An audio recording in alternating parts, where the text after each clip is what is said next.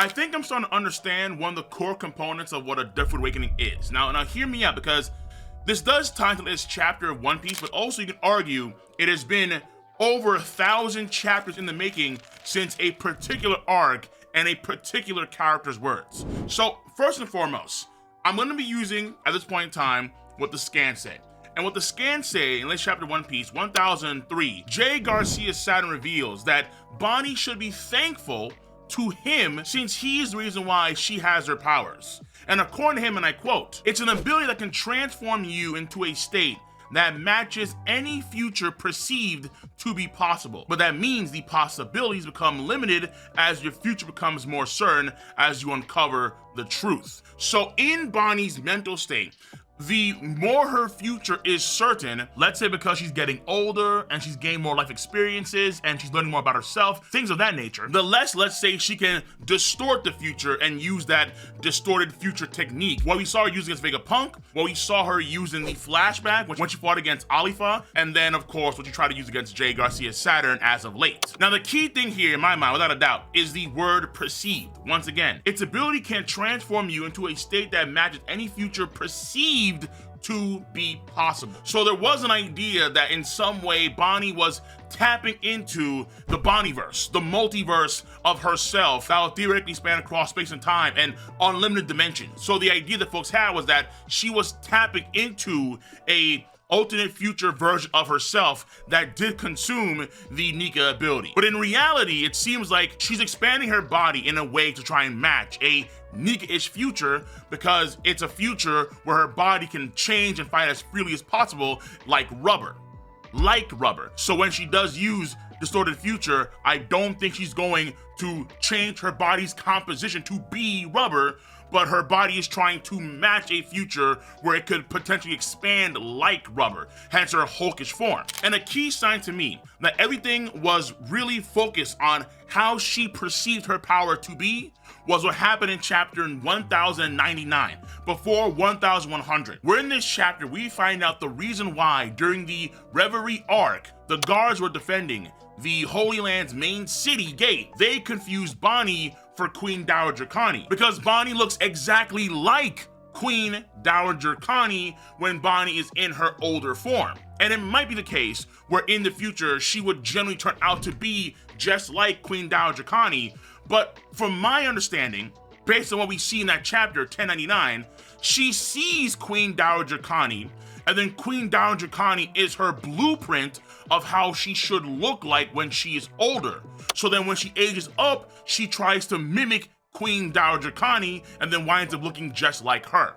So it's not that she's actually going to be that way in the future per se, but more like her perception of her older self is just like Queen Dowager Connie. So this to me, I think, is really important understanding one of the core principles on how to use Deathwood abilities, where essentially speaking, it is based on how the user envisions their powers to be. SpongeBob, imagination. Imagination is the key to improve Devil Fruit application. That's the idea.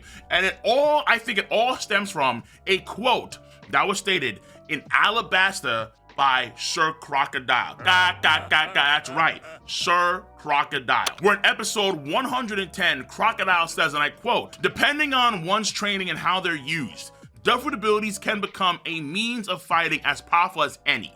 Now, to be fair, the Viz version in chapter 178 is different in a lot of respects. Though when I checked the quote on the One Piece Wikia, that same line appears to be in lockstep with the anime rather than the Viz version. So the idea is that what Crocodile is saying is that depending on how you train your ability and how creative you are with your powers, that will dictate how powerful you can become with your Deathwood abilities. And Crocodile is one of the most creative individuals when it comes to using his powers, for damn sure. Crocodile could literally negate moisture. He could negate one of the Deathwood's weaknesses with his own abilities, the sand ability. On top of, let's say, making sand blades, or making quicksand pits, changing the density and the mass of the sand with his pesado.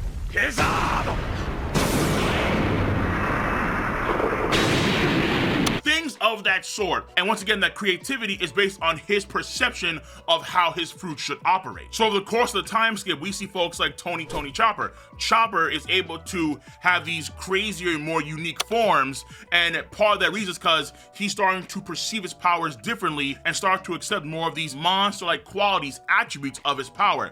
Recently, we see, I think, a prime case of this with Robin. Robin with the flower fruit. The flower fruit is able to bloom the demonio fleur form, which you would think seems to be very contrary to what the flower ability could do, but here she is in this gigantic demonio fleur form, and ultimately the reason why she can use this sort of form is because that's how she is envisioning her powers to become, where her powers are molding to what she is trying to envision. She is known as the Devil's Child, but she will be a demon if necessary to protect the ones that she is closest to, the Straw Hat crew. And people that hurt her friends, they get the jacuzzi clutch. So Robin, I think, is a prime example of that, where her powers wouldn't be able to like make some crazy demon form, but that's what Robin does. And it winds up working magnificently well. So ultimately speaking, how does this tie back to Awakening? And there is a step, I think, too far that folks take with this, but I'll get that soon enough. When it comes to Awakening though,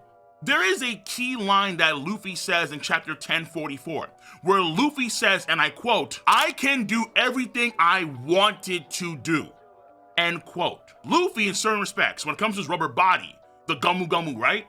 He has envisioned his powers to do crazy, zany, wonky things, but he couldn't do them until he was awakened. And of course, according to Kaido's words, in 1046, he states that it has to be the mind and the body that catch up to your powers. And right now, I'm starting to think, like really strongly, that when it comes to the mind component of your powers, I think that more than anything else, it probably ties to your creativity. The more creative you are your powers, the more your mind is catching up with your abilities.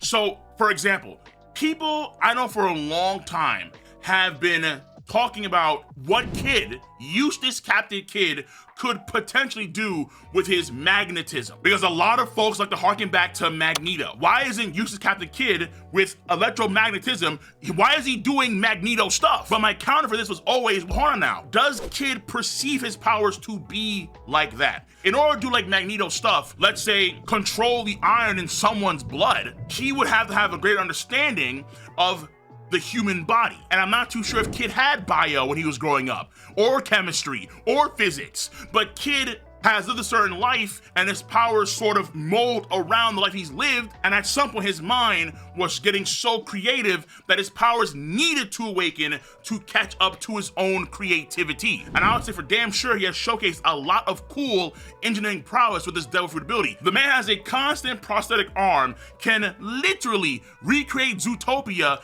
and has the damn punk railgun thing, wait, whatever that is.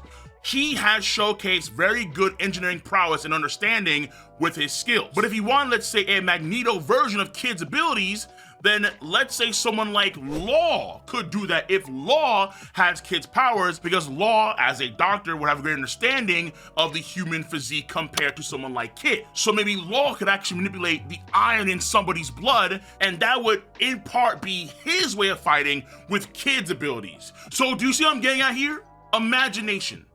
Imagination is quintessential in reaching the highest heights you possibly can with the devil power, and potentially is the origin for the powers themselves. Now here's where we go beyond the awakening, and it all ties to what Dr. Vegapunk said in chapter 1069, great number. When Rob Lucci and Luffy clash, what does he say? Those with powers exist in a different dimension, dreamed up by someone else before them in the Viz translation, end quote. Now, of course, he does say that it's just his theory, and we'll know for certain, I think, once we do get that Void Century flashback. But right here, what he's indicating is that dreaming up, aka imagination, creativity, is a quintessential aspect of the creation of the fruit themselves, dreamed up by somebody else before them. So probably indicating to the past, like the distant past, where these things could be dreamt up and then created as a result of that and probably other processes. People would just say, no, it's just imagination. People's mental capacity somehow creates the fruit, like it's a spirit bomb. It just manifests here's the fruit, and then from there, they get their powers. Which is why some folks did believe that Bonnie, because she desperately wanted to be older, 10 years old, so she could finally go outside and see the world and so on and so forth, well, the ability came to her because of her desires. But in reality, what was it?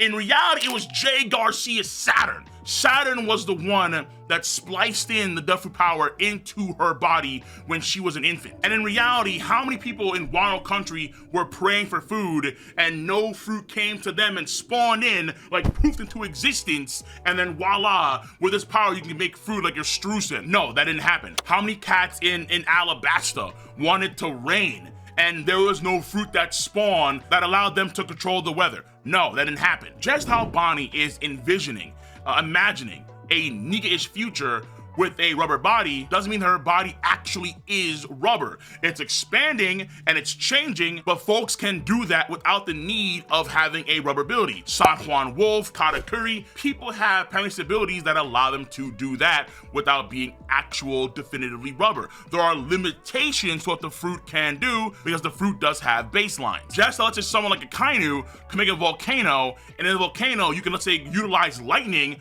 but the man himself cannot be lightning like NL. Just how someone like Kuzan can, let's say, make snow through blizzards by dropping the temperature in the area, he himself cannot be snow that belong to Monet. Do you see what I'm getting at here? There's limitations on what you can do per se with your abilities. Someone like Law can mimic the power of Rocinante with his re-room, but that does not mean that he's actually a silenced human. He can just emulate, mimic the powers of the re-room because he tried to envision his powers to mimic in some way what Rocinante, what Corazon could do. Just to, let's say, an alternate timeline, if Law was a big fan of Doflamingo, his powers in some way could emulate strings like Dofi strings because he respected and loved Dofi in that way. And in the same way that there's limitations there, I think that when it came to the creation of the fruits, there are limitations. There are certain things that are necessary for these fruits to exist, not just pure human imagination. Imagination